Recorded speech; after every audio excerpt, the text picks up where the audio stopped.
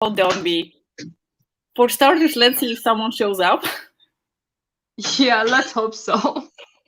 Because that's the reason why I didn't go on lives until now, because looking at my stats, most of my audience is American, and the time difference is like 6 or 7 hours. And I'm like, okay, I'm not gonna live stream at 4 a.m. because I don't hate myself. And I'm not gonna make you guys watch anything at 4 a.m. your time because I don't hate you. Yeah, no, exactly. For me, I was always really afraid, what if nobody shows up? Then, I'm just here sitting, talking to myself, which is why I'm doing the cowardly thing, and I invite people over to share the misery.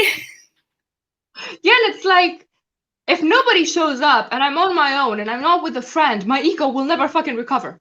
But at least now here that I'm with you, it's different because it's also an occasion to catch up and chat. So whichever way it goes, I'm happy. Exactly. Hey, Emily. Hi. Hey, Meg. So happy Live you guys comment. can make it. Oh, I'm so happy. Hi, guys. Okay, M&M is going to be the name of our band. I love it. Yeah, definitely. Our catchphrase can be, you get in the ball. No, you get in the ball. Do you have that commercial as well? Hi, Isabel. Good morning. What time is it where you're from in Florida?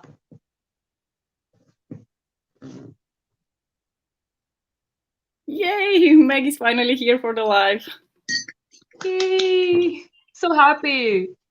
Isa, it must be really early for you. I don't really know what time it is in Florida, but it's probably too early on a Sunday, excuse me. Oh God, yeah, we appreciate you being here that early. Yeah, it's amazing that you guys are all here. Hey, hi. Hey! I can't believe you guys are here. You're so cute.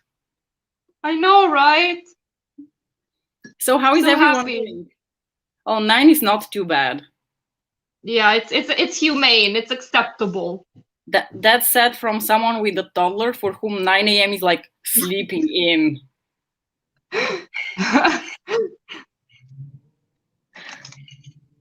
Yeah, 9 a.m. My cat wakes me up at like 8 on the dot because he wants food. So to be honest, it's like having a toddler. Yeah, I find the cat sometimes to be louder in the morning than the baby. They respect themselves, man. They want to be fed at a certain hour.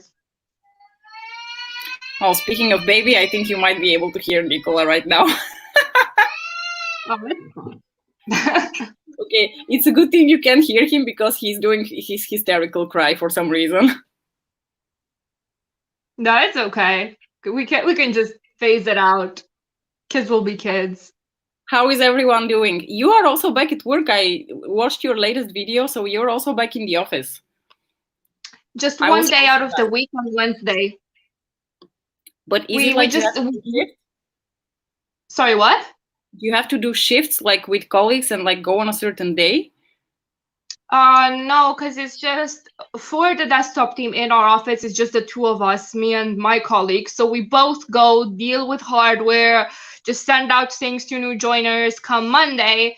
And after that, we just go back each our separate ways. And it's pretty okay because we've got like a 300-seat office just to the two of us. So we don't care. Okay. Any of you guys back at work? I'm also back at work since this week. Wednesday was the first day I was back at the lab. And then I went Wednesday, Thursday, and Friday. And it was the most unproductive days I've had in months because some of my colleagues were there and our lab is like maybe about 80% women. So you can imagine it's like... You were all catching up, yeah? Emily is also weird because it's also weird because you got used to working a certain way from home and having certain habits, and then you go back in the office, or well, in my case, I go back in the office on Wednesday and I have to adapt again to the office mood of it all. Yeah, it was really weird for me too at first because I had just come out of like a 7-month like break because of contracts. And I was just back at work in February, and then in March we went into lockdown. So I was really upset because I was super done sitting at home. And then after a while you develop a routine, and then like going back to work seemed so like abstract to me, and I was like, no, I kind of got used to this now. Let's take it slowly.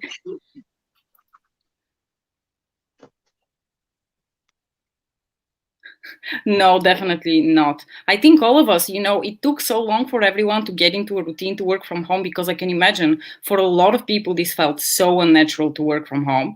And now that you're finally, back in the swing and you feel productive and you know how your day should go, you're like, oh, so part of the days I have to do this, and then part of the days I have to do the other thing, Yeah. and you get really confused. Yeah, definitely. And it's also the fact that I became a little hermit, and I'm not used to actively interacting with my coworkers anymore. And now with my guy coworker, I'm like, am I talking too much? Am I talking too little? Am I ignoring him? Am I not being helpful? And that's because I literally do not know how to socialize anymore. Yes. I have that when I'm in the supermarket, that I really don't know how to behave with people. Because I'm not normally also someone who likes to be in the close proximity of people. So even under normal circumstances, I'd be like, if someone's walking, I'll like walk as far away from them as possible. So for me, nothing's really changed. But like now, every time you're like, oh, I want to grab this, but I don't think I can stand so close to you because there's not 1.5 meters. It's so awkward.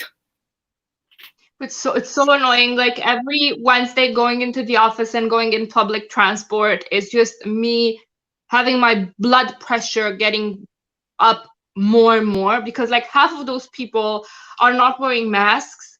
And in the span of 2 weeks, Romania went from 150 cases per day, which was relatively okay, to 900. And I'm like, because of idiots like you, do you have a death wish? Put on the fucking mask. Is it not obligatory to wear masks in the public transport? Because here it is. You cannot get on the bus if you don't wear a mask. It is, but Romanians don't give a shit about the law, or washing their hands, or wearing deodorant in the summer sometimes. So, I mean, my little Facebook bubble was actually joking. He was like, oh, well, last summer, the only thing you were worried of catching in our public transport system was like scabies and stuff. Now you have to worry about the plague too. Yeah. So we are like very much like, our transportation is very largely based on bicycle traveling. I work like 10 minutes away from work by bike, and I used to take a bus only when it's like really raining or something. Hey, Melissa, you made it. I can't believe Melissa. that. Sorry. Oh, I'm so happy you're here. Hi. It's 11 p.m. Oh my God. Oh, it's so nice that you stopped by to say hi. Thank you. Thank you. We appreciate it. We feel so loved. I'm so happy that so many people are here. Yeah. Here they are absolutely mandatory, and not only are they mandatory, but in the bus they put like little like stickers where you can sit and where you can, so that people are actually 1.5 meters away from each other. So there's like really no going around it. You have to wear a mask, but nowhere else aside from the public transport. Yeah, the problem is for us that there is nobody inside the actual bus to enforce that. It's just the driver, and the driver is not going to stop the bus and start to wrangle like half of the bus into being compliant, because he might get his shit rocked. So I understand that from a certain perspective. It's a very different mentality. I know what it's like on your side of the world, and I know what it's like here. So here, to enter the bus, first of all, you have to like check in with your special card, and you can only enter through the front door. You cannot enter through any other door. So you enter through the front door, you exit through the back door. That's it. So that the bus driver can control if everyone has actually like paid for the ride that they're getting on. And now they can check if they're wearing a mask. No, here is like the wild, wild east. And it's because of certain categories of people and certain generations. Because I do feel that the newer generation, or at least the more left-ish wing, even right wing, but like better educated part of the country would abide by the rules. But then there is like 3/4 of the population that isn't necessarily their fault, that they are less educated or less understanding of these matters, but yeah, people are literally dying. So Yeah, I'm trying to not blame them for what they're doing, because they are the product of their upbringing, just like we are. But I'm pissed. Yeah, there is a mischievous kitty there. Actually, two.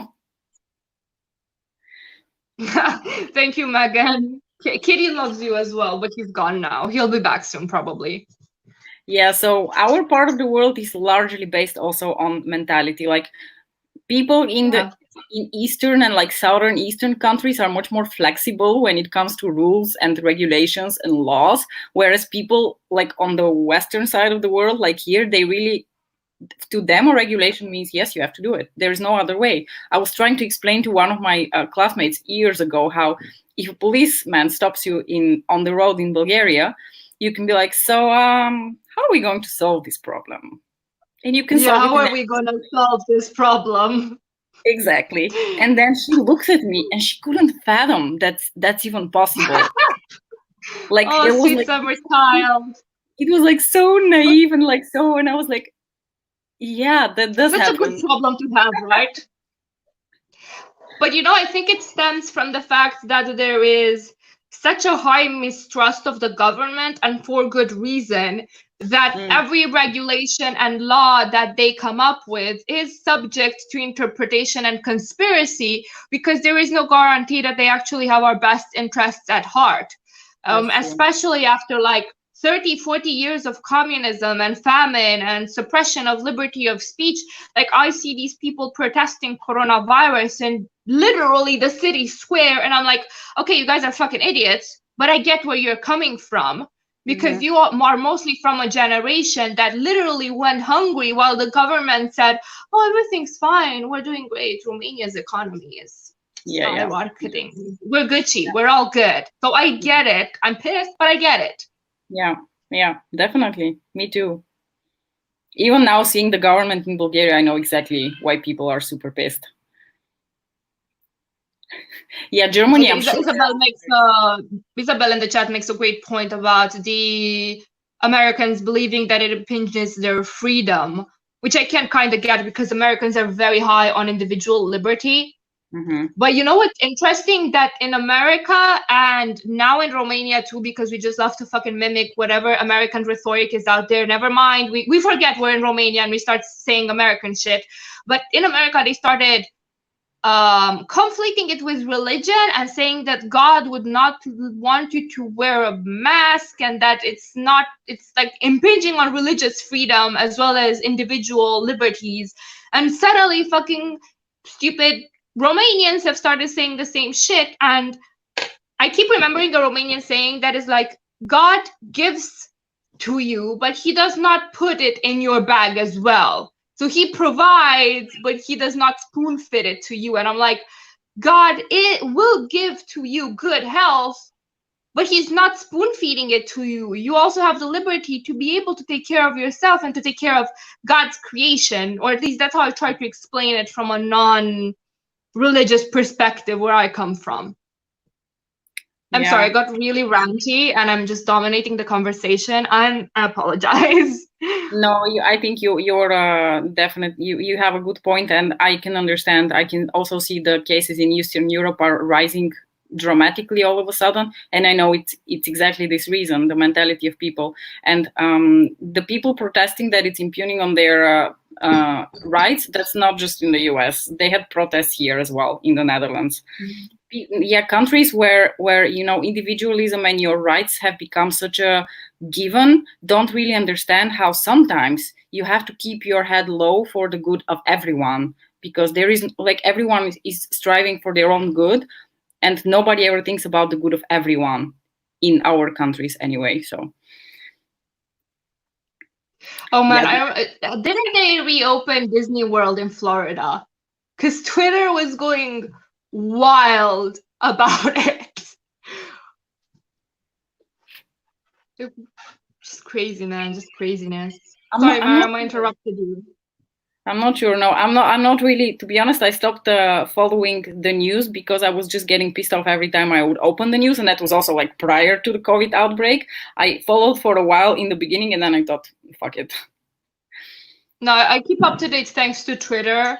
I love Twitter. It took me a long while to get into it, but then I realized that most friendships you create on YouTube are either created truly on Instagram via DMs or on Twitter. Like you can't get to know someone from just commenting on each other's videos. Twitter and Instagram is where it's at if you really want to cultivate those friendships. Okay, they changed their opinion apparently.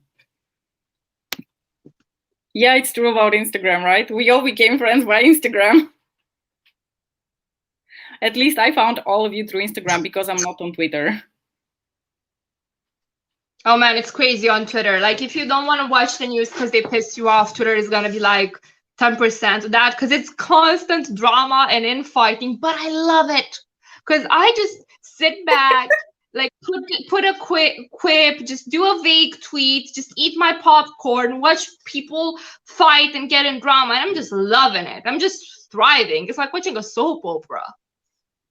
You have such a different like attitude towards the drama. Like I always watch your like commentary videos also about drama in the beauty community, because to me honestly it's a little bit like the news update, because I don't follow any of it. So every now and then I will see a video from you and I'll be like, oh okay, let's give an update of what's going what kind of shit is going down in the beauty community again.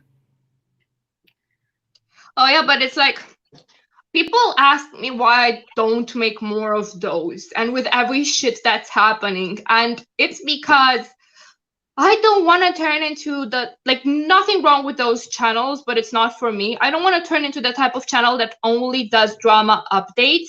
And some things I believe can be summed up to, these people are fucking shitty. And there's no bigger social commentary that I can make on it about anything aside from, these people are fucking shitty. And I'm like, if I try to do that all of the time, I'm just gonna turn into Shannon Lester or whatever her name is. Just armchair psychologically analyzing people. So I'm just like, I'm gonna stick to the few topics that actually relate to the beauty community and the dynamics of the beauty community, and not like Jeffree Star and his numerous horcruxes. Yeah, which is a joke that I keep repeating, but I love it. It is a great joke. But also, like as Melissa says, in the beauty community, it's always about the same people. Yeah, always the same 3 or 4 multi-millionaires. And I'm like, listen, if I had that amount of money, I would just make my day busy with so many things. I wouldn't have time for drama. Like, imagine Jeffree Star, he's sitting in his fucking mansion that is probably the size of my apartment complex. I think it would take him all day just to go from one edge to his property to the other. So how the fuck does this man get so bored that he needs to stir up shit? Like, make yourself busy. You've got the money to do it. But don't you think don't you think that's part of his like marketing strategy? Because I think it's definitely an marketing strategy. It's working for him fantastically. Why would he stop? Oh yeah, definitely. And the bar is so low for him too, because that is how he marketed himself as. He's like that shitty friend that you have, and when he decides to be the decent person for once, you just disproportionately praise him because you're so used to him being shitty. It's the way he marketed himself as, and that market just turned him immune. It's his armor. It's, oh, I'm Jeffree Star, I just keep doing this shit. I just need to learn from my mistakes and be held more accountable, and I don't have any like impulse control, and it's not like I'm 40 or something. Like, this despicable fucking man, truly. Yes, I'm sorry. You're totally right, and that's part of the reason why I don't really like follow, or like I don't have Twitter, and I hardly ever even follow the updates on that, because I feel like by talking about it, we're perpetuating it. So we're giving them exactly what they want. So I think then, if we turn our shoulder and we never talk about it, that's probably the best we can do. Meg said that they are all just using each other to keep us talking about them. And I think that was true previously, but now it doesn't feel like that, because it actually feels like people are ready to throw lawsuits.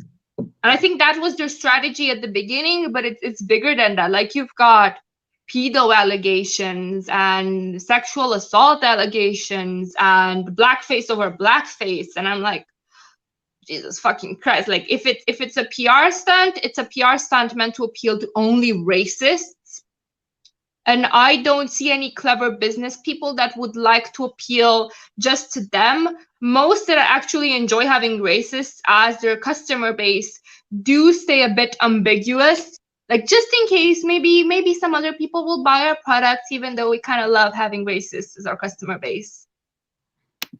Yeah. Like, I don't care for any of these people. I don't buy their makeup.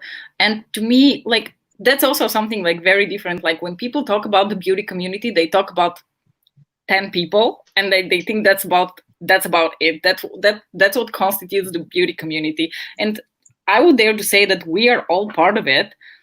And we're here for a very different reason, right? Very different reason. Yeah, and I'm also tired of the beauty okay, I'm gonna go full on crazy feminazi for a bit, but I am tired of the beauty community being equated to these multi-millionaire dramatic ass men that came into a predominantly visibly feminine industry, profited off the industry, are repeatedly dragging down other women, specifically women of color, and then you can't say jack shit about it because people accuse you of being homophobic. And I'm not being homophobic. These men are literally shitty people. And they're dragging everyone down and they're being constantly misogynistic, misogynoir, just attacking women left and right, and you're all just letting them do it because the sassy, mean gay man at this point is just a fun stereotype for y'all. Rant done. I need a drink. Mia needs to get it all out. We need to exercise her through this live so that she gets it all out. This live is like an exorcism of all of Mia's gripes about the beauty community. I love it. You're like my only source of, what is going on in the beauty community, because honestly, like I heard about the fact that Tati had released a video where she was talking again about James Charles maybe like a month after the actual video was released, because I had no idea that happened. I actually, one of the things that made me stop making videos about people and more about situations is that I did a James Charles video right after it happened, and I tried to not accuse him of anything, but I did speak about sexual assault and what's happening and it blah. The problem was that with that video, I unintentionally promoted a narrative that maybe James Charles was guilty, and then we found out that he wasn't, and I felt like a complete shit nugget for making that video because in essence I was part of the problem. I was promoting a narrative that these people created just to bring a 20-year-old down, and I was like, I need to be better than this, and I need to remove myself from this type of discussing drama like this and just try to hit the facts and only the facts and not speculation about people. Like, it really made me feel bad about myself. Yeah, Nay, that's part of the reason why I also don't ever want to even like mention anything like that, because I don't know the ins and outs. I don't know what's going on behind it. I don't know these people. The people they are in front of the camera may be a completely different personality than who they are in real life. So I have no idea who they are. Why would I like stand one way or the other, like against them or for them? I don't care for them one bit. Neither they do for us. So. And yes, yeah, I mean, they only care for us. I just wanted to mention that Isa made a great point that we have found a niche of smart, accomplished women that she can relate to, and we can all relate to, who share a love for makeup, because that's why we're here for, right? Yes, I'm so happy with like the little community that we created, and I include everyone in it, like the creators, you guys that watch us and befriended us and supported us. It's such a good place to be in, this little corner of the beauty community that we created, and it wouldn't be possible without you guys. Thanks, Meg. I appreciate it. Someone has to say it on behalf of all of us. Thank you. I mean, if like just talking about, because we were thinking about talking about what it's like to be like a makeup YouTuber in Europe, and I thought maybe we should just talk about the complexities of being a YouTuber in makeup at all, because there is like there is so much pressure to Yeah. perform well, and to be like, the measure of success is how many subscribers you have, how much PR you're getting, you know, all of these things that are so far removed from a lot of the reasons why I came on YouTube. And I always feel like, you know, when someone has a channel, I always want to know what was why did you start a YouTube channel to begin with? What was your purpose? And then we can go about, you know, what you got out of it, and whether according to your own, you know, standards, did you succeed or not. Like, by all standards, my channel is microscopic and largely unsuccessful, but to me, I've met all of you incredible people through my channel, so as far as I'm concerned, it was super successful. You are, and it's just, I think we have to measure success not by number of subscribers, but by the quality of the interactions we do get with the people subscribed. Because I think I get much more joy out of being able to closely interact with everyone and befriend closely some of the people that subscribe to me, rather than a big YouTuber that just gets, oh, you're so pretty, I like your looks all of the time, but cannot go in depth with that personal relationship. Also, I was laughing when you said the reason why you created your channel, because I've never said this to anyone, but literally the reason that I created my channel was out of spite. Yes.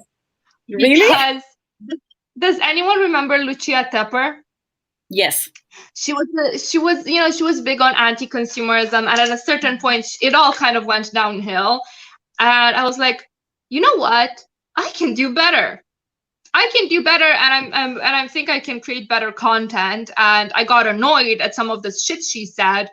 And actually, my very first 2 videos about PR were not addressed to her, but a direct response to some of the stuff she was saying. And then it all went down from there. I was like, okay, you know what? I can make better content, so I need to start making better content. So yeah, if it weren't for Lucia Tepper, I wouldn't be here. So I have to be grateful to her and her contradicting herself, because otherwise I wouldn't get pissed off and create the channel. So I never knew the reason you created your channel. It's so interesting. We have had completely different motivations for creating our YouTube channels. Where do you want to go with your YouTube channel? Do you want to grow really big? What is your purpose? I don't know. I mean, I don't have a set numbers goal. I just wanted to be better and better. So I want to make better content, have better filming quality, even though lighting is like an arcane magic that I can't seem to fucking master. I want to keep making good makeup content. I want to keep making good critique content, and I just want to keep growing my community. But I don't have a set goal like, oh, I just want to be a big fucking YouTuber. I just want to continuously be content with where I am. That's it. That's fantastic. Catch up with the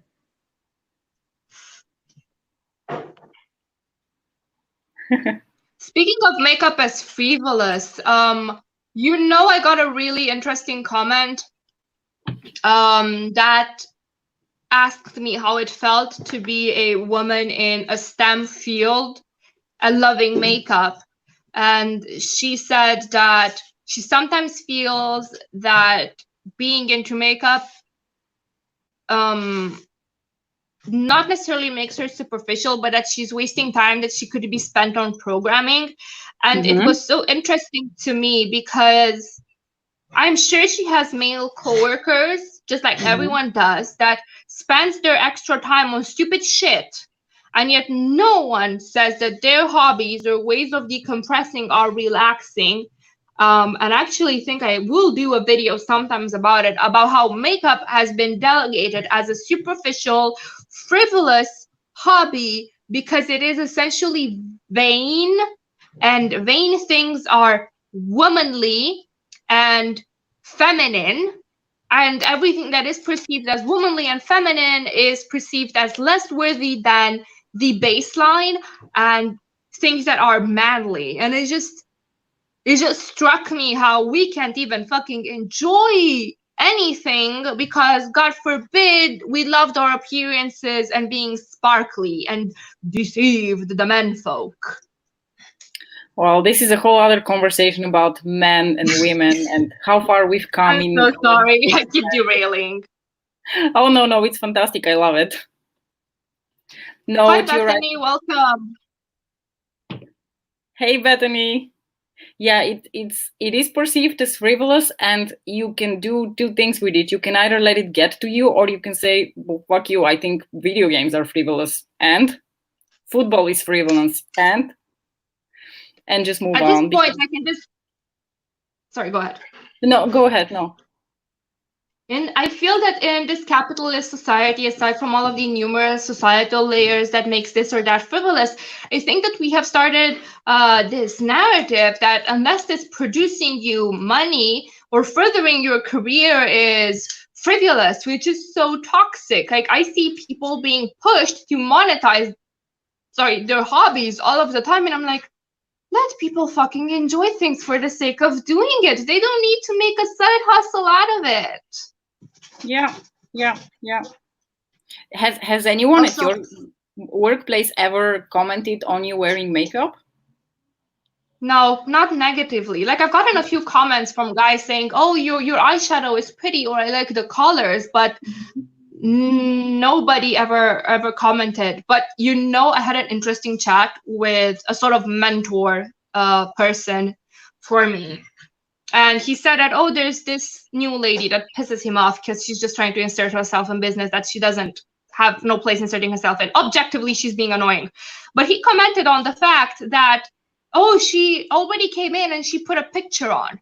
And she's a pretty lady, so, she put a picture on. Mm-hmm. And I'm like, so what? I have a picture on Skype as well. And he's like, yeah, but you went 1.5 years without the picture. You proved yourself, so you earned putting that picture up because you showed people that you're not just a pretty face. And it was like, interesting. I still don't know what to think about it, but it was an interesting commentary. Mm-hmm. And I'm still not sure if it was baseless or not, truly. Yeah. I personally have never received any negative leaning commentary for wearing makeup at work, and I have worn a lot of really crazy shit at work, and people have always been really positive. And I come from the most STEM field you can ever imagine, so. Thanks for joining, Melissa. Night. Yeah. I don't know how to type here, so I'm just gonna say it. It's really crappy with the time, that we can never get it to be good for everyone. Yeah. I really appreciate everyone that just got up at the crack of dawn to join. Yeah. I'm just happy that someone is here, because whenever I thought about lives, I was always like, no, nobody's going to show up, and I'm going to have such a crisis, of faith after that. No. But then Bia convinced me to try it. Nervous. Yeah, it is a bit nerve-wracking because you have to come up with things to talk about on the spot, and I don't always feel like I can come up with things to talk about on the spot, but you're here, so we have always a lot of things to talk about. We play really well off each other, to be honest, so there's that. Yeah. Friendship is magic. Yeah, it's so unbelievable. You and I would never have met because different countries, different ages, different everything. If it wasn't for makeup, we would never have become friends. That's amazing. Yes, and it's wonderful. It's amazing. It's the wonders of the internet. Yeah. People are saying. Yeah. That's awesome, Meg. I can totally understand how even if you consider makeup to be something as a self-expression and you want to do whatever the fuck you want, I can understand that in certain professional environments, it's just not cool to wear the rainbow, I can understand that. I mean, in a certain sense, all jobs have a sort of uniform and set expectations about your looks. I mean, for example, in law, since they're not letting them wear anything but a suit and tie, I, of course, understand why even the makeup would need to be very minimal, very natural, etc. I consider myself pretty lucky that I can do whatever I want and nobody can or I think will want to say anything because I'm not really interacting with anyone important. And probably if I went to a important congress and I had to present my data for a large audience, I would probably not be wearing the rainbow either. So there is like this, yeah, I know what's acceptable to the large audience, and I know what is acceptable in my close professional environment. And even with individuals, you kind of have to try and see what's acceptable for them. For example, at my previous job, still in the same company, my boss from Sri Lanka visited, and I'm aware that Sri Lanka has a completely different cultural makeup and expectations set towards how women are supposed to behave and look. And initially I was like, okay, I'm going to try and test the waters as to not offend his sensibilities. And I just, wherever he was there, I would just wear light, natural makeup because I didn't want his opinion of me to be changed by the makeup. I didn't want the makeup to wear me. I wanted to wear the makeup, if that makes sense. Yeah. And eventually when he started knowing me for me, I was like, okay, let's just add a little bit of pizzazz. Because you get used to it eventually. I just had to like stealthily get my way to the rainbow, if that makes sense. One teeny tiny change, like, okay, today I'm putting eyeshadow. Exactly. Tomorrow it's going to be not a brown, but say a bronze. And the day after I'm going to try green. Oh, Emily, you're so kind. She said that we're like the perfect meeting of science and the arts and the makeup. Oh, thank you. You make me blush. Yeah, I agree, Bethany. It is meditation. Yeah, I can imagine that if you're dealing with consumers, even more so. But for me, when I start my day with makeup, it's not because I want to look good to go to work. I don't care if I go makeupless to work. It's more like I always start my day zen if I have had time to do my makeup. Always. Exactly. Yes. I mean, Sorry, go ahead. No, sorry, I interrupted you. No, I was saying, who doesn't want to start their day in a good mood, you know? Why wouldn't I do it? And it's so meditative, like you just put things on and you think about the color choices. And even if I don't have time to draw or anything during the day, it's the little act of creativity that I take for myself. And I think that the only thing that I am conscious about, like I could go makeup less at work, except for my under eyes, because I've got really prominent dark circles and I think they look sexy on anyone but me. Like I love that aesthetic on anyone but me. I feel they make me look tired and mean. And I'm mean as is at my job, which deserves it. So I've never heard anyone say that dark circles can look sexy on anyone. Oh man, yeah, they kind of make everyone look like this mysterious type of personage situation. Like I love them on men and on women sometimes, but on me it just doesn't work. Sally's here and Hi, she says Sally. It's so nice that you joined. Thank you, Sally. Yeah, I'm so happy you joined too. And very interesting what my Trace said about the expectation of day versus night in sales. Wait. I'm sorry if I don't reply to the chat as much. I'm on mobile and I'm kind of like switching between. I promise I'm not ignoring anyone.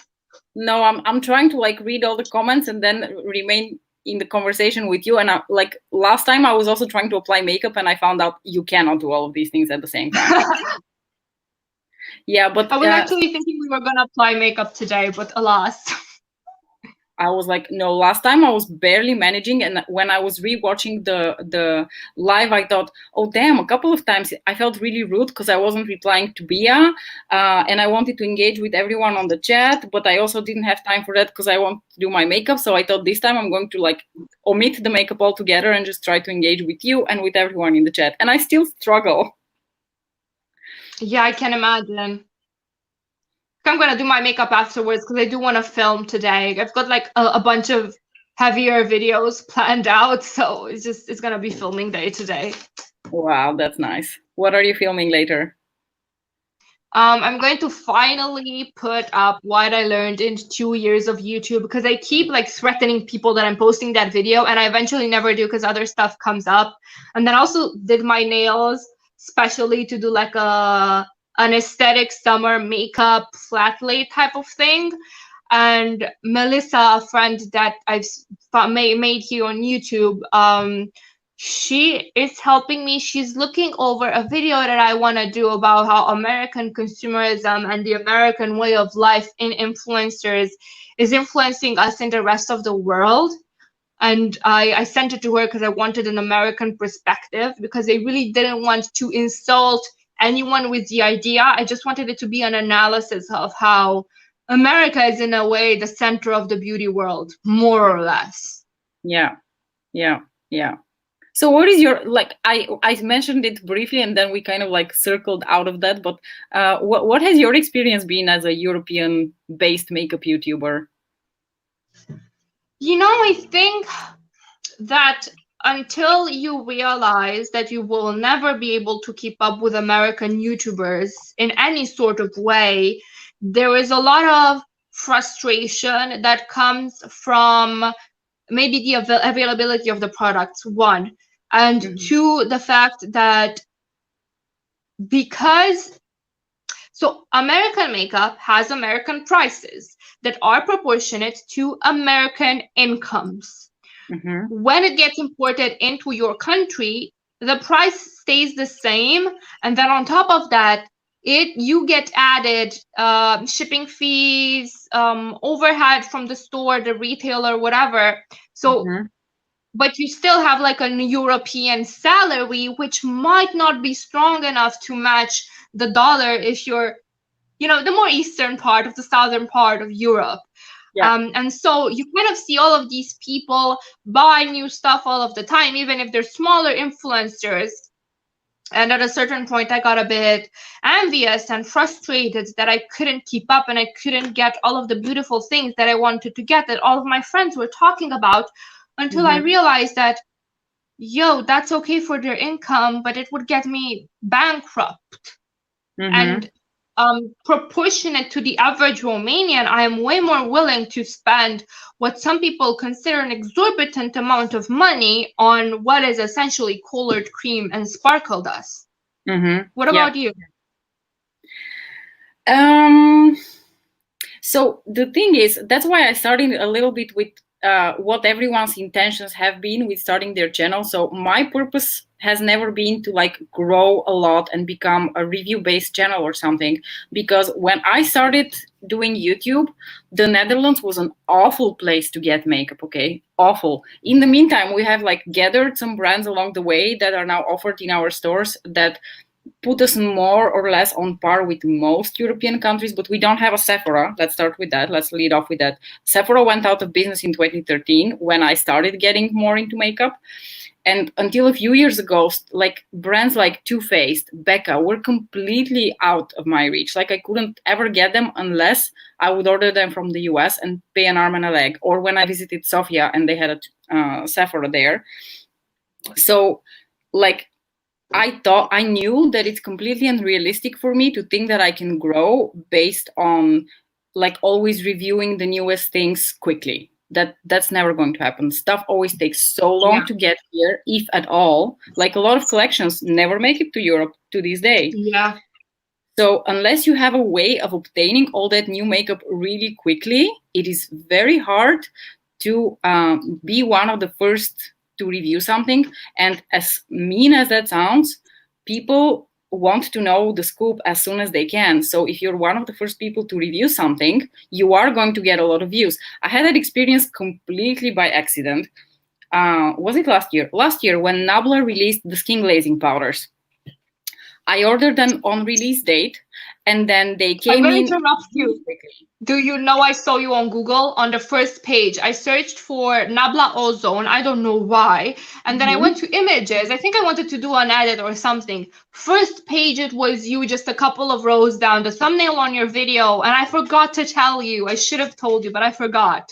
It was like 2 days ago. And I was like, oh, look at Mariam go. It was completely like unintentional. I just ordered them because they sounded like something amazing in terms of formula, exactly what I like. And then I wasn't even super quick because when they arrived, I was in Italy for a couple of days. So when I came back, I used them on camera, and it must have been at least a week after the release. But for whatever reason, it seems like at that point, not many people had released videos on these products, and like my videos was one of the first, and I got a crap ton of views on that video. I was shocked. I was like, what? People haven't reviewed this already? What's going on in the world? What is wrong with the world?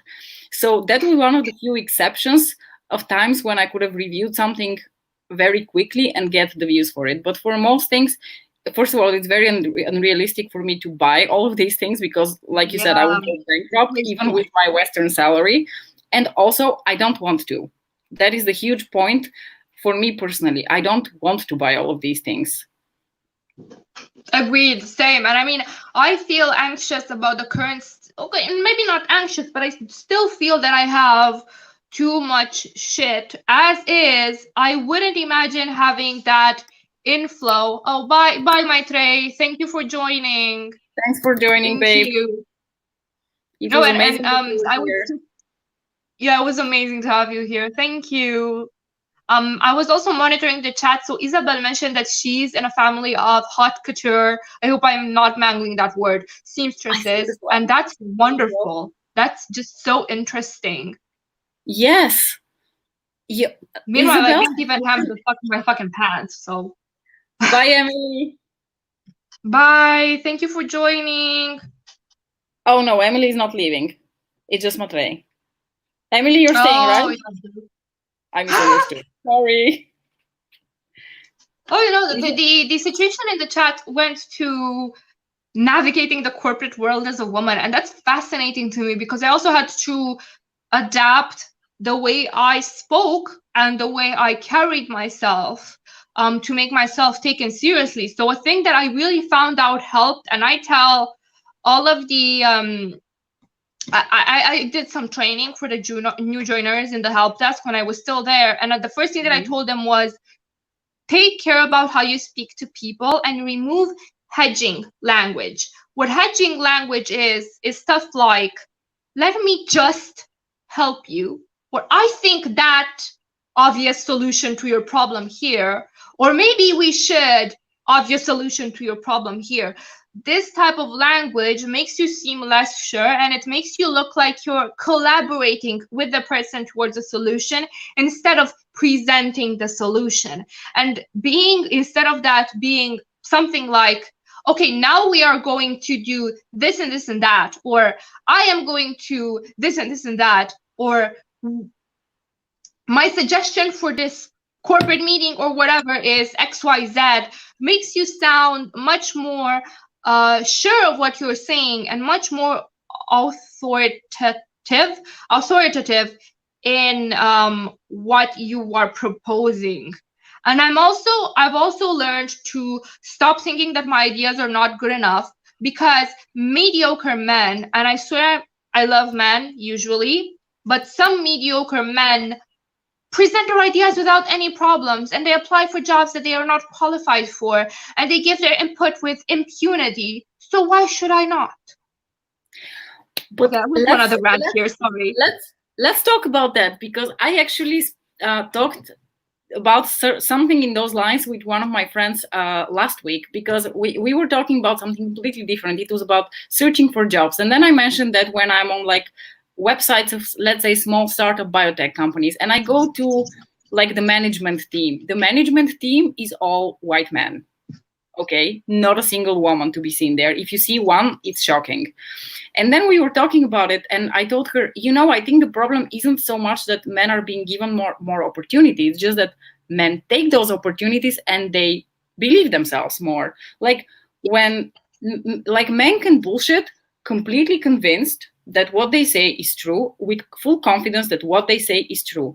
We women are much more likely to question everything we say, and as soon as we're confronted with like, are you sure at what you're saying, you're like, oh, probably not, I must go check. Like, at least that's how I feel. Whereas a man asked the very same question would confidently say, yeah, sure, yeah, absolutely. And it's a difference. Oh, I'm so pissed that are you sure? And it's a difference in our brain wiring. I'm so pissed that are you sure, because I would deal with male users. That's what we call them in the industry. If you own a piece of tech and someone else provides support for it, you're a user. I would deal with male users, and they would try to talk over me or give me alternative solutions to the thing that they fucking called me for or went to my office for. And at the moment, I would just stop them in their tracks and tell them, look, you can either listen to me and we get this sorted, or you can try to sort this yourself since you know better than me. It just triggers me to immediate anger. I will not put up with it. I was not a grunt in the IT world for 4 years. Did not go to so many trainings. I am not now in a better position for like a couple of years now for you to doubt my expertise just because you restarted your grandma's laptop once. Yeah. Sorry. But like many of us would lack that kind of confidence, and it's like I almost feel like it's evolutionary wired in our brain to be like that, just because of, yeah, I mean, in the end of the day, men and women can never, be equals. We are different. That's just the way it is. Women are good at some things, whereas men are good at other things. That's just the way it is. We need to accept that we're never going to be equals.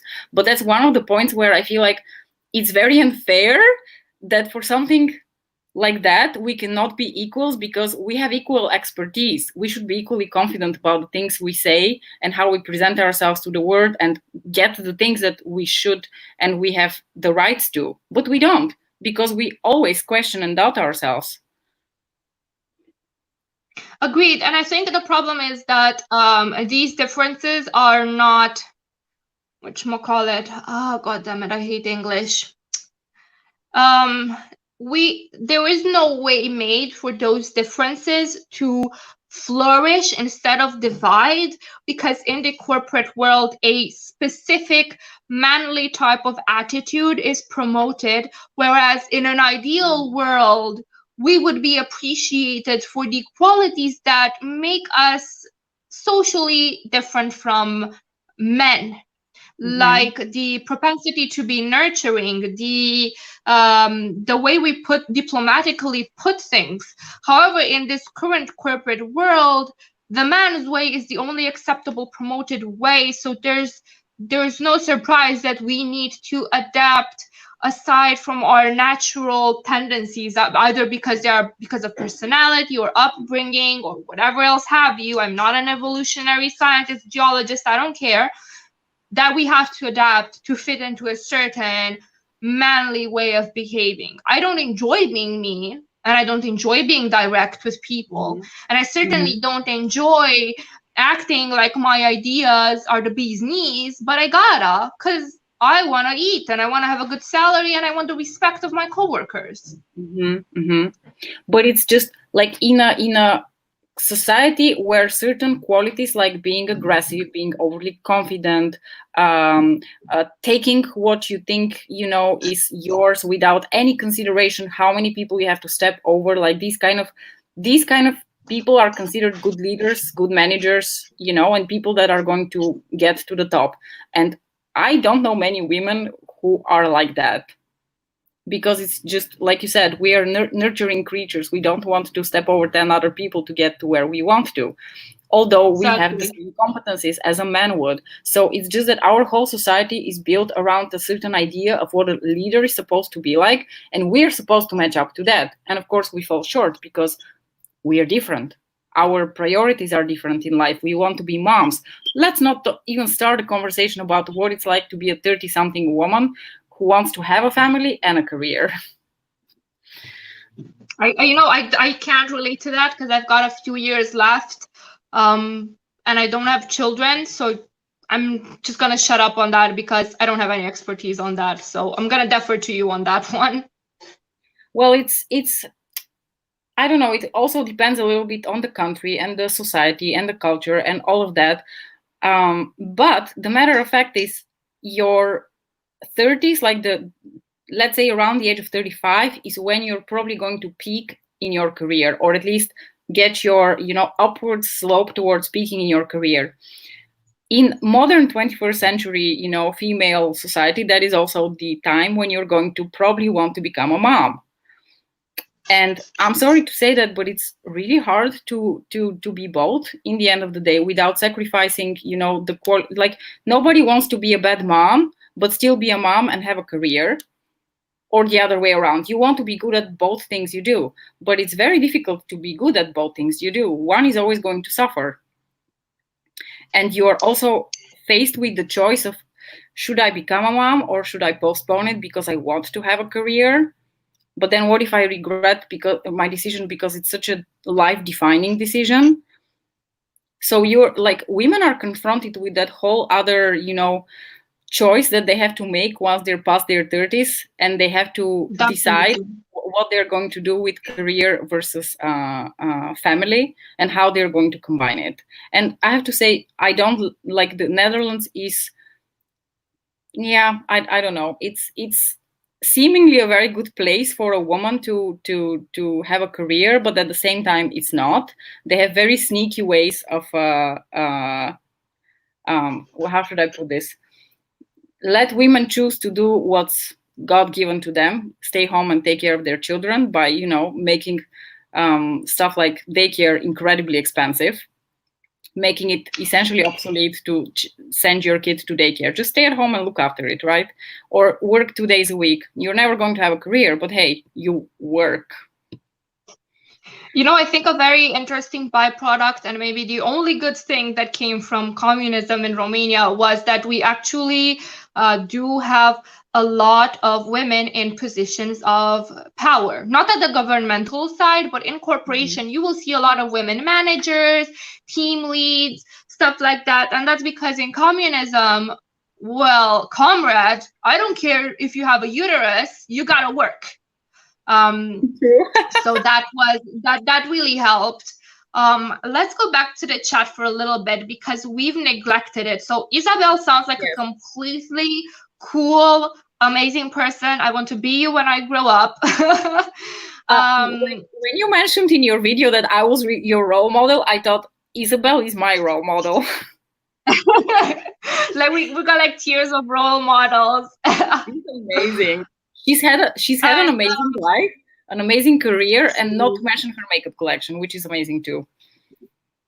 Jocelyn also hi Jocelyn. I hope I'm not mispronouncing your name. I didn't get to say hi when you joined. She said that systemic misogyny is also being perpetuated by mothers of boys. And that is such a great point, because I have a lot of guy acquaintances whom their mothers never taught them to like be self-sufficient adults. And I'm like, if the zombie apocalypse comes, you do not know how to clean your underwear and you do not know how to cook for yourself without being poisoned, you're gonna die first. And then women are gonna rebuild society because we were able to feed ourselves. That's true. And I'm so lucky because my guy lived. What do you want? Ce vrei? Telecomanda de la televizor. Give me a second. Păi nu știu unde e. Nu e aici oricum. Caut-o în sufragerie. Sorry.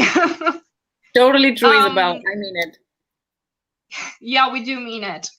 But I'm very lucky that my guy actually grew with his mother and his sister, so he has absolutely no qualms about, you know, just adulting, and he actually cleans better than me. I'm quite ashamed, but yeah, he does clean better than me, and he's quite familiar with a lot of feminine stuff, so I'm really lucky. But the way some guys I see talk about online as if cooking, cleaning is some arcane art that they could never master is just fucking mind-boggling. True. It partially also stems from the fact that they lack a lot of like attention to detail that doesn't evade women. Like, my husband has all the best intentions when he cleans, and I still feel like he must be incredibly dumb not to realize that behind the door is the place where you have to clean as well. And it's not that he doesn't. You and my guy could have a chat. You and my guy could have a chat. Is that you? I'm the same as your boyfriend. I'm the same, but that's because I lived most of my life with my grandmother. when I got old enough to be able to actually contribute to household chores. And she was the type of woman that wanted to do things a certain way and only that way. And whenever I would try to assist, she would just shoo me away, saying that I'll burn down the house or I won't clean well enough. So when I got onto adult age and moved on my own, I realized that I was missing a lot of cleaning skills, cooking skills, stuff like that. And I had to make my way with Google. Google and the patience of my boyfriend looking at me trying to learn how to fucking wipe down counters and shit. It was embarrassing. I also come from a family where we were made to participate in chores for sure, but when I moved here and I was on my own, it was like a whole new level of I have to take care of myself, but how? So I totally understand. I think it's also like our cultures, like in our cultures, children are very pampered. I felt like this very delicate flower that's been watered for like 20 something years, taken care of. My mom used to go everywhere with me to arrange things because I would be like too embarrassed to go by myself. So when I came to the Netherlands, it was a real like shock for me in the beginning that all of these adulting things I had to do all by myself. Thank God for Google. Thank God for Google, truly. Sally said that having a husband or a boyfriend is like having a really stupid son. Sally, it really doesn't have to be that way. There are many of them like that. Like, I despair at the dating markets that my friends have to suffer through. But you have to be selective and not be afraid of being alone. Because if you fear being alone and single, then you start picking men that indeed you will have to take care of as if they were your children. If you start being more selective, then you can finally find someone that maybe has some faults that you can live with, but that they are their own person, essentially. I'm sorry, I got a little bit preachy there. I do a little bit understand your point, though, because sometimes I tell my husband that at times it feels like I live with my teenage son. Some boys just never grow up. But you have to like yeah, weigh but the then you gotta find you gotta find a guy that has those traits that you can overlook if they piss you off, just like they have to choose a woman whose traits they can overlook if it pisses them off. It's all about checks and balances. And I sometimes feel that it's our fault too for infantilizing men, because if we started demanding from them, or well, people started demanding from them, I honestly have no problems with my guy, so he's in the other room, so he doesn't need to feel attacked by what I'm saying. But if women started being more demanding and stopped putting up with this shit and started dishing out real consequences to not acting like a fucking adult, then men would realize that they need to step up. But as is, we've been conditioned to mummy, as in MOMMI, not, the mummy, boyfriends and husbands, and we perpetuate this cycle of he's acting like a kid, but he's acting like a kid because you're also allowing him to not act like an adult. Mm-hmm. Yes. So I don't know about what other people's situations are, but in my case, it's absolutely not done intentionally or because there was like any sort of like lack of attention from his mom's side to like teach him how to do things. I truly think that most of the shit that bothers me, he literally doesn't see them because we have different standards when it comes to what's clean, for instance. Yes, as I said, I'm in your boyfriend's position in my relationship, but I have like a better eye for things having their own place and decoration and making other food that isn't like meat and potatoes or meat and mushrooms. That's another one of his favorites. So I think we complement each other in all of these areas of life that are needed to make a nest, basically. Yeah. No, it's important that you find someone that gets you and doesn't like. My husband never calls me a whiny bitch, for instance, if I ever start to like whine about all these things that most men would consider to be whining, like, oh, why didn't you pick up your stuff from the floor, or he'll be like, okay, I'll do it. So it's also like this, like he understands that it bothers me, not always, but most of the time he tries to understand that it bothers me. So he really needs to, do what I'm asking him to do, because I don't say it to whine or to be mean. Yeah, and it's some things like in a relationship, you start to realize which things you can say, which things you can't, which is a very sensitive topic, which isn't, what you can tease the other person about versus what you can't say. For example, I can call him chubby because he doesn't give one single fuck. But if he calls me chubby, I'm gonna burst into tears. And I think it's the same for any other heavier topic, like I don't know, family, relationships, what you do or don't do in the house, which may be a byproduct of how you were raised, etc. Like for example, I get really pissed off when I finish cleaning and he goes over the cleaning things that I did to inspect what I've done. And I burst into tears a few times over that until he stops doing it, because it reminds me too much of my grandmother telling me that I will never find anyone to love me if I didn't fucking clean good enough, even though she didn't teach me any fucking thing. I got a little too personal there, sorry. Sally has an interesting comment. Yeah. Oh, that's good, Sally. I'm happy that you were able to find balance. Life is all about balance, and you deserve a good balance in your relationship. Yeah. It's definitely like if you don't say that you need help with something, they're not going to offer help out of themselves. So you need to be the one to demand that things are going to be done in a certain way. And I'm not your cooking, cleaning lady, your mom, any of those things. I'm your equal partner in life. And same happens when you have kids. It's very easy as the mom to take on most of the responsibilities. And unless you say that that's not okay with you, it's going to stay like that. Yeah, agreed. Bethany also has a really interesting comment, a heavy comment. I'm just saying that, you know, it's unfortunate that society has told you that you would be lucky if a man chose you. It's just it reduces women's existence to being a baby vessel, and I honestly dislike that and hate that. And you know that now, but you are worthy of love even if you pop a baby out or not, either by choice or because your body doesn't want to. Yeah, absolutely.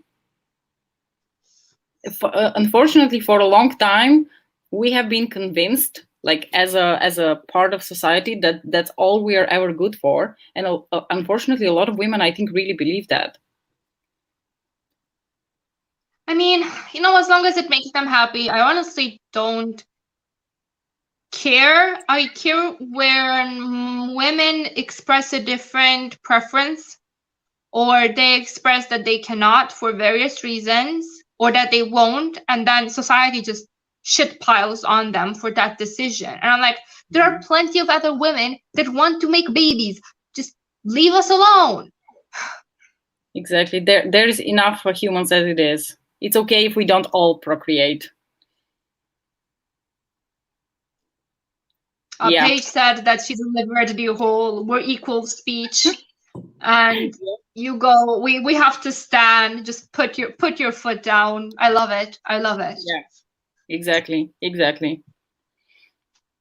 Because if you don't say it, they won't do anything out of themselves. Like my husband never lays awake at night thinking about how he should do the dishwashing or the washing because it would make my life so much easier. No, I have to give him clear tasks and be very clear in what I want. Being suggestive or like hoping that he's going to read my mind are not things that men understand. Okay, if there's something I have learned from all of my years having relationships and being in a long-term one, is that men do not read minds, ladies. If you want something to get done, you have to give them clear instructions on what exactly is it that you want. And you know what's the thing? As the person that is on the other side of the fence is in, he's the one that cleans and I'm the one that needs instructions. It's not even done out of malice. It's done out of not being taught these things and not knowing the other person's preference. When it's malice is if you tell that person repeatedly some things and then they choose to ignore it.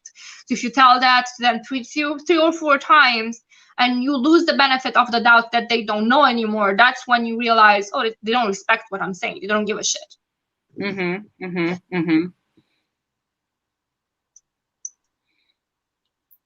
Yes. If any man could read minds. Yeah, we wish. Yeah, but we're like circling back to that, to what I was saying, that men and women are just wired differently and we need to accept it instead of like fighting it. I've seen so many of my girlfriends struggle in their relationships because they think that a man should know how they feel. And like from what I have observed, men do not have that kind of skill. Okay, they want you to be very upfront and clear about how you feel, what you mean when you say something, and what exactly is it Yeah. that you want from them so that they can deliver. If you think they're going to read your mind or pick up on your hints, you're doomed. Yeah, and it's the thing that, okay, we could argue that they could be taught all of these things if society wasn't the way it was and that everyone has the potential to be yada, yada, yada. But the truth is, society isn't like that. So you have to work with what you're given. You're not going to be able to change a person just because you're in a relationship with them. They're not going to be able to change the way their brain is wired just because they love you. So you just gotta work with what you have. Yes, in an ideal world, society would make everyone behave in a way that could be the easiest for that individual person, or in a way that you want everyone to behave. But it's not gonna happen. So you kind of have to work with what you have. Work with what you're given. I Yeah, mean, don't settle for things, but for things that you allow to be a bit more leeway into.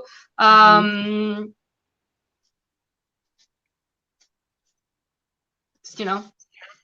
Yeah, no, so of course, like if a man tells you that they have cheated on you because it's deep wired into their brain and their biology and their evolution, then you can be like, yeah, fuck you. but Yeet. yeah, with certain things like attention to detail, like reading of females' mind, all of these things they cannot do. They really cannot. Some of them maybe can if they're a bit more sensitive, but most of them cannot. And you shouldn't expect of them to be able to do that. Just accept that we are different and work with our strengths. Yeah, exactly. Oh man, we really got really intense and deep. Oh, Jocelyn makes an interesting comment that empathy is linked with Yeah. estrogen. Oh, I'm gonna really? have to Google that. I It's didn't really know that. interesting. Yeah, that's very interesting.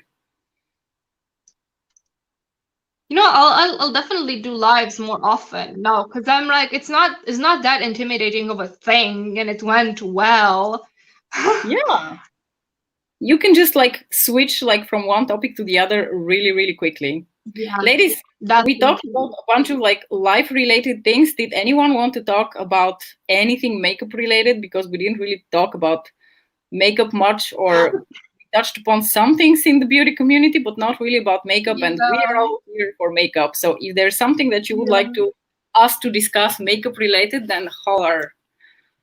We just went full red table talk and forgot completely about the makeup. Yeah, but I think that's what appeals to me. I think for the lives that you don't necessarily have to stick to the topic of makeup, because I think, okay, for my channel and for my dedicated videos, I can just stick to the topic of makeup, but the lives are the place where we can get to know each other on another level. Yes, definitely. Also, thank you, Bethany. We love you. We appreciate you. Kitty in the back also appreciates you, even though he doesn't show it. Favorite bronzer right now or generally speaking? Jocelyn is asking which our favorite bronzer is. For me, for the summer is the Too Faced Sweetie Pie, because it's got like a reddish undertone to it, and it fits with my very fair complexion. No, for the winter, that one. And for the summer, I like the Too Faced Chocolate Soleil, because it does look a bit more like a really natural tan on me. And I recently got the Nabla Skin Bronzing, so I can't wait to actually play with that. Oh, Fucking I'm sure Nabla, man. They always get me. I'm tired of them. Oh, you are such a sucker for Nabla. But Jocelyn, to go back to your question, I agree with Mia. I cannot like pick one because I like different ones in the different seasons. So in the winter, I tend to grab a lot for my chocolate soleil from Too Faced because it has like a more neutral, almost cool leaning undertone on me. And in the summer, I love everything that has like more orange tones to it. And if you like powder, my favorite powder is Delphic from MAC. It's one of their Studio Sculpt defining powders. And if you want a cream, I actually really like the cream ones from Fenty, but you have to pick a color that you enjoy. So the new Fenty cream bronzers, fabulous for the summer. I have so much Fenty on my wish list, but it's all cream, and I don't want to buy more cream stuff than necessary until we actually go out to normal. Emily, if that's what works for you, that's you. I mean, yeah, you don't need to have like 700 bronzers and contours, especially contours. I don't see the point in having maybe more than two, like a cream and a powder, except maybe if you enjoy variety, but I don't see the point in it. So I get it completely. Do you ever actually contour? Because in the strict sense of contouring, I don't think I ever really contour. I use my bronzer as like a contour / bronzer to define my cheekbones, but I never actually use anything that's like truly cool toned to contour because it looks like mud on my face. I use NYX top sometimes if I'm in the mood for it, and never for real life, because I don't want to deal with contouring in real life and setting those expectations for people. And also, I kind of found that I was doing that more often a couple of years ago, but now that I'm aging just a bit relatively, my face is getting thinner and my cheekbones are more pronounced than they used to be, so I don't really feel the need to. But when I do, it's NYX top that I use. Okay, I never contour anymore. I have a loose powder from Notoriously Morbid from years ago. That is the only like more cool toned powder that I can use for contouring. But it's just like if I look at the structure of my face, I don't feel like I absolutely necessarily need to contour. You don't Like need it. it's also one of those. All. Yeah, like I've also like heard it. I think from like multiple actual makeup artists on YouTube, like Alexandra Nelle, Robert Welsh, people who actually like work with the face. Like you have to like know your face a little bit and not do things that are not going to suit you. Exactly. Like extreme contouring is not something I require to do on my face, so that's why I don't really bother. Exactly. Like I sometimes try to nose contour when I'm feeling very fancy for a video. And if I followed the regular way of nose contouring from the bridge of the nose to here, I would look insane. And let me tell you why. Also, excuse, I'm probably look very tired, but I have a narrow, very narrow bridge here. If I contoured this even more, then the tip of my nose would look even more bulbous. So I need to start from down here at the best and not touch this area at all. Yeah. So that's if you want to contour, you kind of have to know what you're working with, and you have to have a knowledge of how proportions play with each other, or you're gonna look insane. Yeah, exactly. Which is why I don't bother. Plus, who has the time? I would much rather invest time in my eyeshadow than contouring. No, I actually don't have a problem with face products rubbing under the mask. Like, I really don't. They don't get picked up. You know what I hate, though? My mustache area gets so sweaty under a mask. I've been using so much damn powder. I feel disgusting. Because it's such an unpleasant and a new feeling. Like, I don't generally sweat here. When I sweat, I just rivets on the sides of my face, not here. Oh. Yeah. Pat McGrath. Sorry. Favorite eyeshadow brand? Nabla. Nabla for life. Nabla is my ride or die. But I really like Huda's formula as well. Yeah, I'm such a Pat McGrath bitch at this point that I'm not even objective. I cannot even be objective. I'm sorry.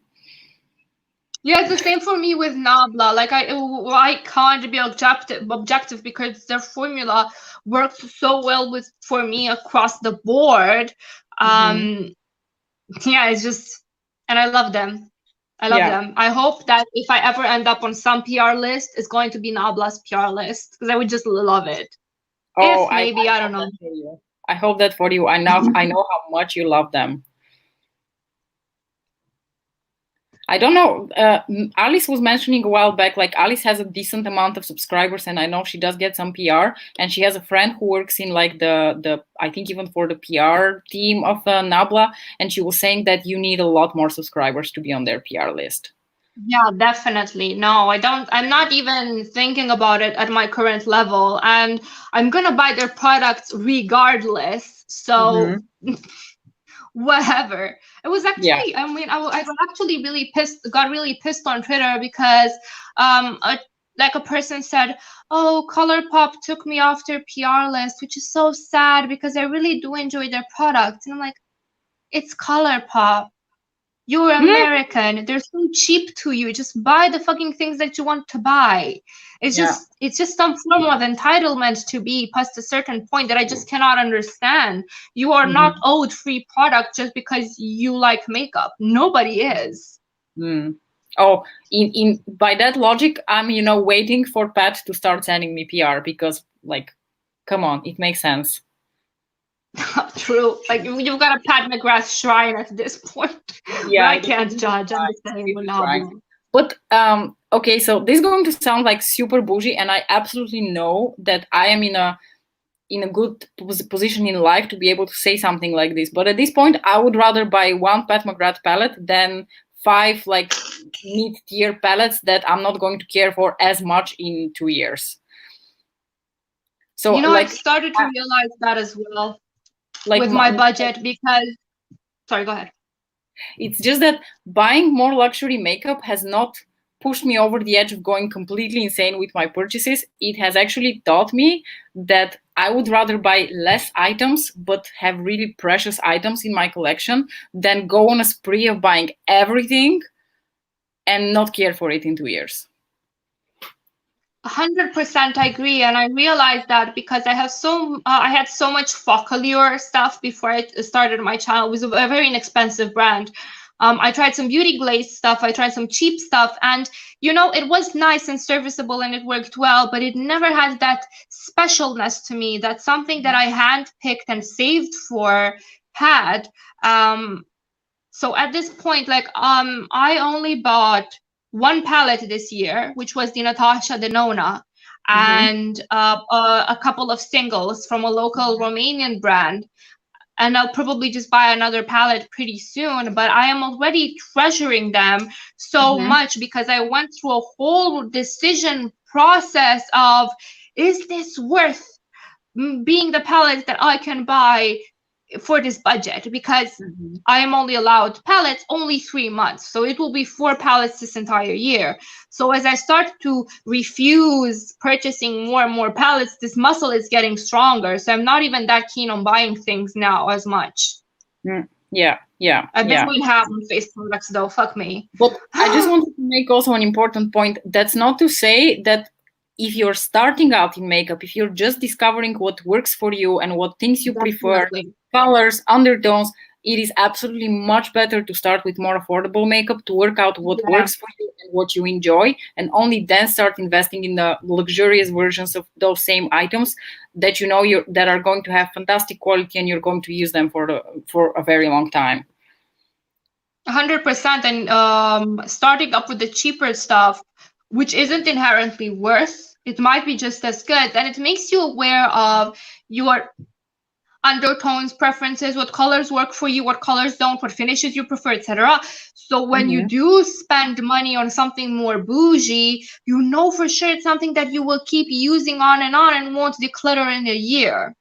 Yeah. Like, I'm really grateful to all of the cheap brands that I use and sometimes keep using, because they really help me figure out what is worth spending the money on for me. But to me, like buying Pat McGrath was definitely a really eye-opening experience in terms of like luxury makeup, because I was never very like willing to spend luxury money on makeup before I tried her products. But it has changed also my complete like way of spending money on makeup. So to be honest, I don't mind where I'm at, and I use her palettes so much that to me they're totally worth it. It is the thing that as I've gotten a bit relatively older, and I keep using relatively because I'm fucking 25, man. I'm not even a quarter. I'm like a quarter through my life, whatever. In some Mm-hmm. people's eyes, I'm still a baby.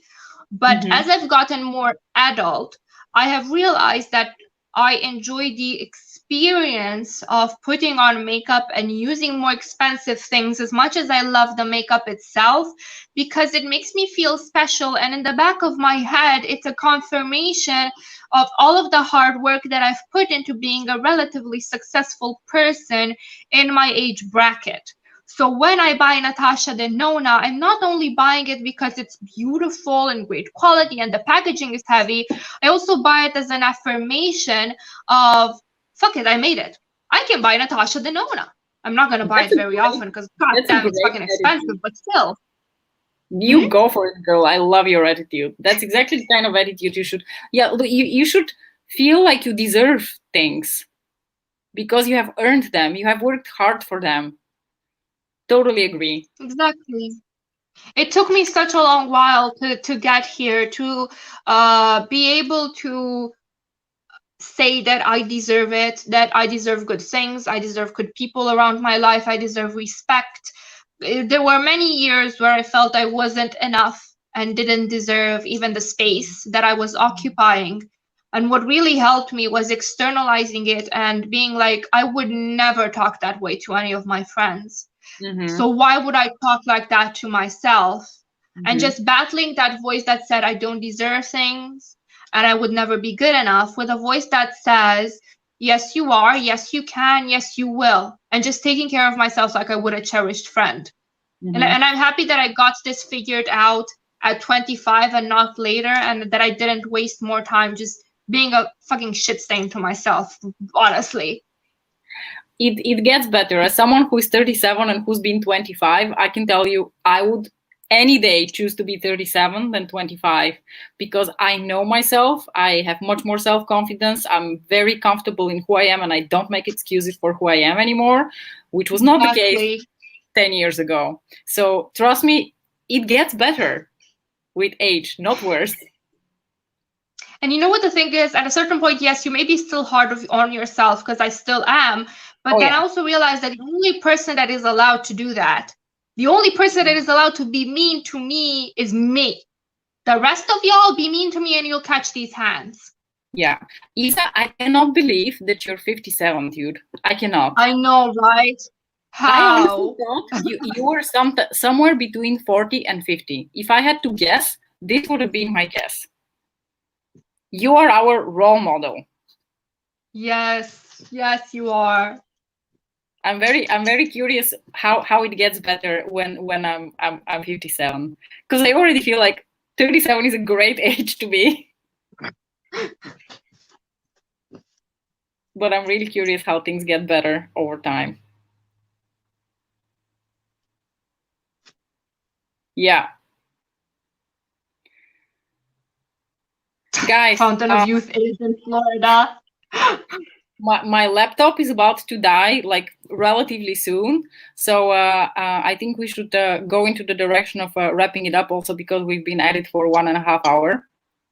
We've made good time. We've really had a good time, and we've made good time too. Emily, you're 39? No way. What the fuck? No way. When I keep having revelations about people, and I'm like, I seriously thought you all were like at least 10, 15 years younger than you were. Like, I would have thought Emily was max my age, maybe 30. I thought you were around 30, to be honest. Never would have given 39 as your age. Never. Damn. Yeah, you do care less. I agree with Paige. She says you just care less. Yeah. So I hope I'm going to care even less when I'm older. Fingers crossed. Crossed of less fucks given as we age. Yeah, definitely. Ladies, it was absolutely fantastic that you joined us. Thank you so much for taking the time of your day to join Mia and myself for this lovely conversation. Mia, you were amazing. Thank you so much for joining me. This No, would not have you been were. an interesting chat if it wasn't for you. Thank you guys so much. Yeah. See you in Bye. regular video format. See you. Bye. Bye. Take care, everyone. Bye bye.